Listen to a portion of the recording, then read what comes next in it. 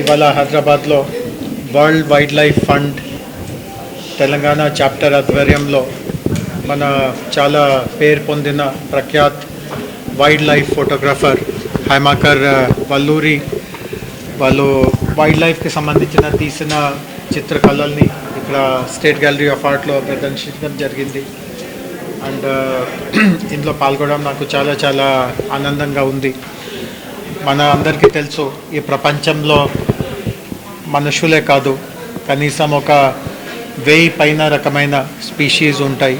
కొన్ని స్పీషీస్ మన భారతదేశంలో ఎవరో చూసి ఉండరు, ఎందుకంటే అవి అన్నీ మన ప్రపంచంలో వేరే ఖండాల్లో వేరే దేశాల్లో అవి అన్నీ సాధారణంగా కనపడతాయి. కొన్ని స్పీషీస్ సాధారణంగా కూడా కనపడదు, చాలా లోతుగా మన అడవి ప్రాంతంలో చాలా కష్టపడి వెళ్తేనే తప్ప వాటిని దర్శించడం కూడా అసాధ్యం అవుతుంది. సో అట్లాంటి ప్రపంచాన్ని ఒక 75 చిత్రాల ద్వారా ఈ గ్యాలరీలోకి తీసుకురావడం ఇది చాలా గొప్ప విషయం.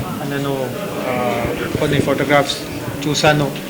అంటే ఫోటోగ్రాఫ్ తీసుకోవడం వెనక కూడా చాలా సృజన ఉంది. అంటే మన అందరి దగ్గర కెమెరా ఉంటుంది, అంటే కెమెరా అంటే మొబైల్ ఫోన్స్లో కూడా కెమెరా ఉంటుంది. సాధారణంగా ప్రతి ఒక్కరూ ఏదో ఒక రూపంలో ఫోటోగ్రాఫ్ తీస్తూ ఉంటారు. బట్ నేను ఎప్పుడైనా చెప్తూ ఉంటాను, నమ్ముతూ ఉంటాను దట్ ఫోటోగ్రఫీలో ఒక చాలా ముఖ్యమైన నైపుణ్యత ఏముంది అంటే ఆ ఫోటోని ఎట్లా కాంపోజ్ చేస్తాం. సో ఇప్పుడే చూడండి, ఉదాహరణకి మీరు టెలివిజన్ కెమెరాస్ మీరు ఇటువైపు పెడితే ఇది చూడండి, అంటే మనము ఊహించుకోలేము ఒక పక్షి ఈ రూపంలో ఆ పువ్వు నుంచి ఇట్లా ఆ రసాన్ని తీసుకుంటూ ఉంటే, అంటే 2 రెక్కలు ఆల్మోస్ట్ మనకు ఇట్లా 90 degrees ఎలివేషన్లో ఉంది. అండ్ ఎంత ఏకాగ్రతతో ఆ ఫ్లవర్ నుంచి ఆ రసాన్ని అది తీస్తూ ఉంది. అంటే ఇట్లాంటి మన మన ఫోటోగ్రాఫర్లో చాలా పేషెన్స్ ఉండాలి. అంటే కరెక్ట్ మూమెంట్ ఎప్పుడో వస్తుందో ఆ సమయంలో అక్కడ ఏకాగ్రతతో ఆ ఫోటో తీసుకోగలితేనే ఇట్లాంటి అరుదమైన చిత్రం మన సమక్షంలో తీసుకురావడానికి ఉంటుంది. అండ్ హైమాకర్ గారి నుంచి ఇప్పుడే తెలిసింది దట్ ఈ ఫోటోకి ఆల్మోస్ట్ 40 అవార్డ్స్ వచ్చినాయి, అంతర్జాతీయ జాతీయ అవార్డ్స్ వచ్చినాయి. అండ్ ఇంకా ఇట్లాంటి ఫోటోగ్రాఫ్స్ చాలా ఉన్నాయి అనేది. సో WWF వారికి నా అభినందన తెలియపరుస్తున్నాను. అండ్ హైమాకర్ గారికి నా వైపు నుంచి నా సలహా ఏముంటుంది అంటే, మన రాష్ట్రంలో కూడా మనకు నేషనల్ మన వైల్డ్ లైఫ్ శాంక్చువరీస్ ఉన్నాయి. అమరాబాద్లో కావచ్చు, కవల్లో కావచ్చు, తర్వాత సోమశిల శ్రీశైలం వైపు కావచ్చు, అదేవిధంగా కామారెడ్డి దగ్గర జింకలు ఒక రకంగా దొరుకుతాయి. మెదక్ కిన్నెరసానిలో కొన్ని అరుదమైన పక్షులు వస్తాయి. తర్వాత ఇక్కడ కూడా సిటీలో కూడా అమీన్పూర్, ఫాక్ సాగర్ లాంటి చెరువుల్లో ఇదే సమయంలో మనకు పక్షులు ఆఫ్రికా నుంచి యూరప్ నుంచి వెళ్తున్నటువంటి మైగ్రేటరీ బర్డ్స్ ఉంటాయి. సో రాష్ట్రంలో ఉన్నటువంటి ఈ వన్యప్రాణులు పక్షుల మీద కూడా ఒక ఫోటో ఆల్బమ్ తయారు చేయగలిగితే మనకు చాలా అది యూజ్ అవుతుంది. రాష్ట్రంలో కూడా అట్లాంటి సంపద ఉన్నట్టుగా కూడా నిరూపించుకోగలము. సో ఈ ప్రదర్శిని ఆదివారం రాత్రి వరకు ఉంటుంది. సిటీలో ఉన్నటువంటి ప్రేక్షకులు ఇక్కడికి వచ్చి ప్రదర్శిని తిలకరించాలి. అండ్ హైమాకర్ గారికి మంచి ఈ రంగంలో ఇంకా పైకి ఆయన ఎదగాలి అని నేను ఆశిస్తున్నాను. పేషెంట్ గారు చెప్పిన మాట తర్వాత చెప్పి అవసరం లేదు. నాకేంటంటే హైమాకర్ గారు చేసిన ఫోటోగ్రఫీ ఫెంటాస్టిక్ ఉంది. పిక్చర్ కాకుండా దాని ఎన్వైరన్మెంట్ తెలుస్తున్నది, ఈ పిట్టనో ఆ జంతువు ఎక్కడ ఉంటుంది ఎట్లుంటుంది అని. అది ఎవరు తీయరు, అందరూ సబ్జెక్ట్ కూడా పోతాడు, ఫోకస్ చేస్తాడు. మీరు చేసింది ఏంటంటే ఫుల్ ఎన్వైరన్మెంట్ తీస్తున్నారు. ఇది అన్బిలీవబుల్లీ బాగున్నదండి. So my compliments to Haimakar గారికి.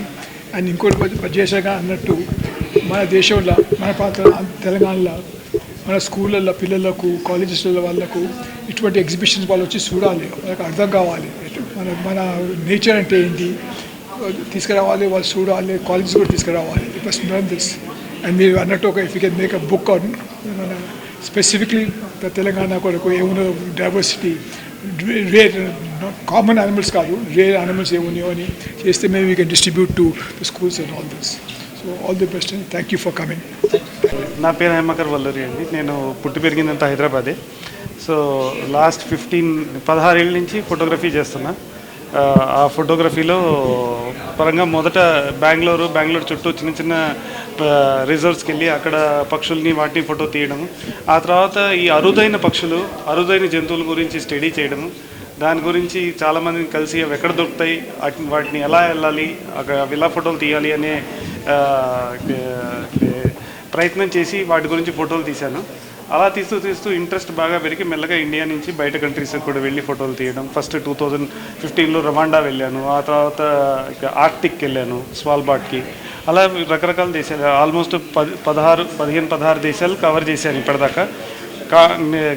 అంటార్క్టికా తప్ప మిగతా కాంటినెంట్స్ అన్నిటి వెళ్ళాను. ఇప్పుడు ఉన్న పిక్చర్స్లో చాలా వరకు అవార్డ్ విన్నింగ్ పిక్చర్స్ ఉన్నాయి. ఏదో రకమైన అవార్డ్ విన్నింగ్ పిక్చర్ ఉంది. ఈ వెనకున్న పిక్చర్ ఇందాక జేఎస్ సార్ చెప్పినట్టు దాదాపు 30-40 అవార్డుల పైన గెలిచింది. ఎందుకంటే ఈ పక్షిని ఇంతకుముందు ఎవరు ఈ విధంగా తీసిన ఇది లేదు. ఆ తర్వాత ఇలా ఈ ఒక అవార్డు తర్వాత ఇంకో అవార్డు ప్రోత్సాహం వల్ల వేరే రకరకాల పక్షులు వాటిని జంతువుల్ని తీయడానికి ప్రయత్నించాను. నా ప్రయత్నం వల్ల ఈ ఎండేంజర్డ్ స్పీషీస్, క్రిటికల్లీ ఎండేంజర్డ్ స్పీషీస్ని వీలైనంతవరకు ఫోటోగ్రాఫ్ చేసి వాటి హ్యాబిటాట్ ఏంటి, వాటి దినచర్య ఎలా ఉంటుంది, వాటి పడే కష్టాలు ఏంటి, వాటికి ఉన్న రోజు ఛాలెంజెస్ ఏంటి, human animal conflict related issues ఏంటి, అసలు ఇవన్నీ క్యాప్చర్ చేసి ఇవి ఫోటోగ్రాఫ్లోకి బంధించి వాటిని జనం ముందుకు తీసుకురావడము, వాళ్ళకి దాని గురించి మిగతా వాళ్ళకి ఈ విషయాన్ని తెలియచేయడము నా ప్రయత్నం. ఒక ఫోటోగ్రఫీని ఒక ఆర్ట్గా, ఒక పీస్ ఆఫ్ ఆర్ట్గా ఇంట్లో పెట్టుకోవడమే కాకుండా ఆ ఫోటోగ్రాఫ్ చెప్పే స్టోరీ వెనక ఉన్న కథని, దానికి బాధని తెలుసుకొని దాన్ని ప్లానెట్ని కాపాడుకోవాల్సిన రెస్పాన్సిబిలిటీ మనకుంది. ఎవరో పెద్ద మనిషి చెప్పినట్టు మనం ఇక్కడ వచ్చిన వాళ్ళందరం ఇక ఒక అద్దెకు ఉండడానికి వచ్చాము ఈ ప్లానెట్ మీద. మనం తిరిగి వెళ్ళేటప్పుడు మనం ఎలా తీసుకున్నామో ప్లానెట్ని అలా నెక్స్ట్ జనరేషన్కి ఇవ్వవలసిన బాధ్యత మనది. ఈ పొల్యూషన్ వల్ల, క్లైమేట్ చేంజ్ వల్ల, వీటి వల్ల ఉండే ఎఫెక్ట్స్ వల్ల మనకి చాలా యానిమల్స్, పక్షులు అన్నీ తగ్గిపోతున్నాయి. అది మనం కాపాడుకోవాల్సిన బాధ్యత మనకు. మీకు నేషనల్ జియోగ్రఫీ అవార్డు అంటే మిమ్మల్ని గుర్తించింది. సో అది మీకు ఏ ఇయర్లో వచ్చింది? అంటే 2017లో వచ్చింది. People's choice National Geographic travel photographer of the year people's choice award for nature వచ్చింది. వెనకున్న హమ్మింగ్ బర్డ్ ఫోటోకి వచ్చింది. ఇదే ఫోటోకి బెటర్ ఫోటోగ్రఫీ ఆస్ట్రేలియాది టైటిల్ అవార్డు వచ్చింది. ఇదే ఫోటోకి ఇండియా ఫోటోగ్రఫీ అవార్డ్స్కి టైటిల్ అవార్డు వచ్చింది 2018లో అనుకుంటా. ఇంకా కొన్ని ఫొటోస్ ఉన్నాయి, వాటికి amateur photographer of the year award కానివ్వండి, లేకపోతే ఫైన్ ఆర్ట్స్ ఫోటోగ్రఫీ అవార్డు కానివ్వండి, లేకపోతే ఇంటర్నేషనల్ ఫోటోగ్రఫీ అవార్డ్స్ కాంపిటీషన్స్ కానివ్వండి, లేకపోతే మోనోక్రోమ్ అవార్డ్స్. అటువైపు ఒక లయన్స్ ఫోటో ఉంది, దానికి మోనోక్రోమ్ అవార్డు రావడము, ఇలా చాలా అవార్డ్స్ వచ్చినాయి.